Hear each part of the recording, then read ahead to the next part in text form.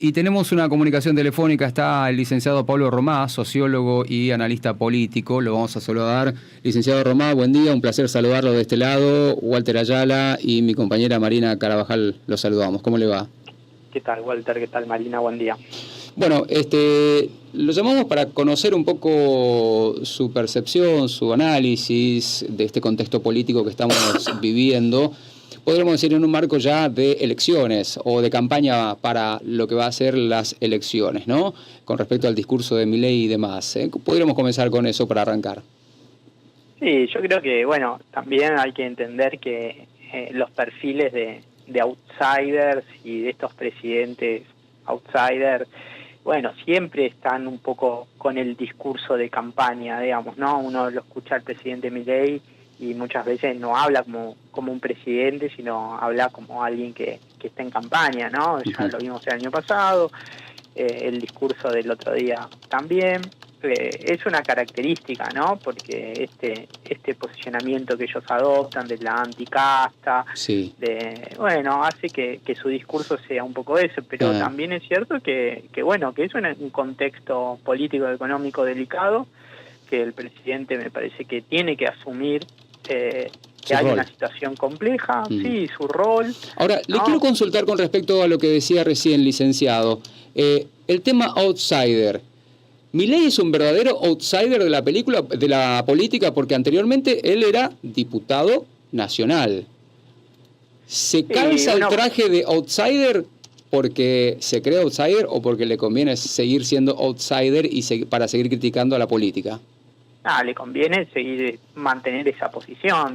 Siempre está esa tensión, digamos, ¿no? El outsider cuando entra al cargo, bueno, corre el riesgo de desdibujarse en ese perfil y bueno, ¿no? Y ser parte de la casta, de lo que ellos siempre critican.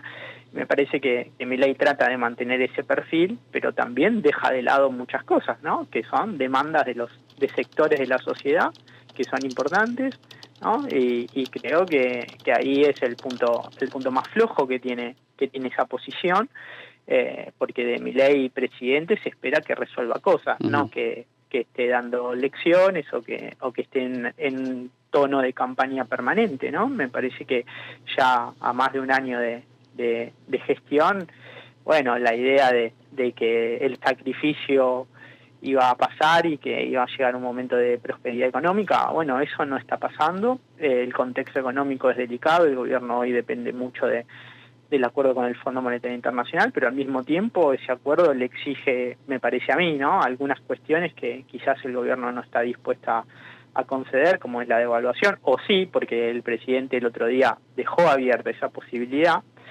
en el discurso, cuando dice, bueno, los planes de estabilización a veces tienen momentos de alta y momentos de baja. Bueno, me parece que de alguna manera abre esa posibilidad, pero evidentemente hay una situación que es muy delicada y que el gobierno me parece que está en otra discusión, claro, digamos, ¿no?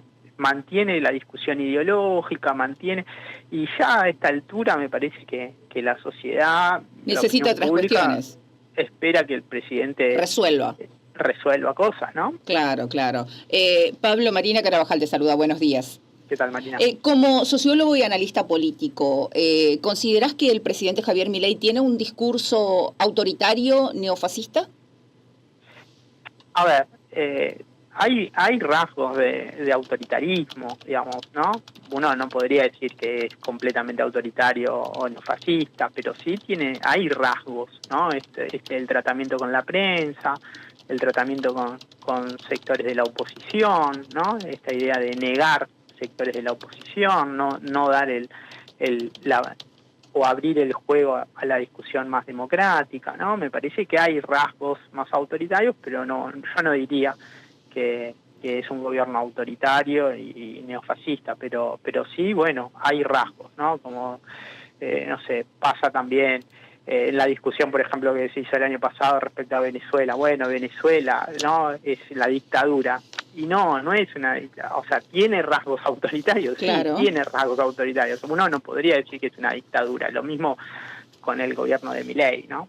Claro, no, obvio, no es una dictadura porque fue electo por el pueblo y un amplio porcentaje de la población. Ahora, lo que a mí me llama poderosamente la atención, y no sé si puede haber alguna coincidencia con el análisis que usted realiza, pero a lo largo de toda la campaña siempre demonizó a aquel que piensa distinto.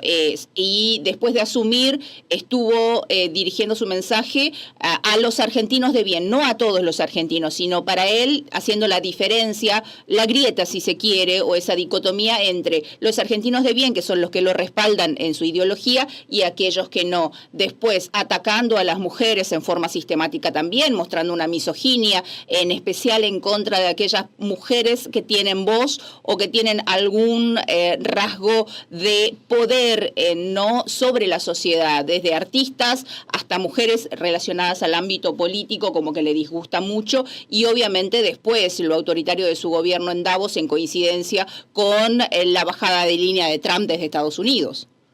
Sí, por eso me parece que hay rasgos de autoritarismo, ¿no? Un presidente que le gusta manejarse de una forma muy vertical también.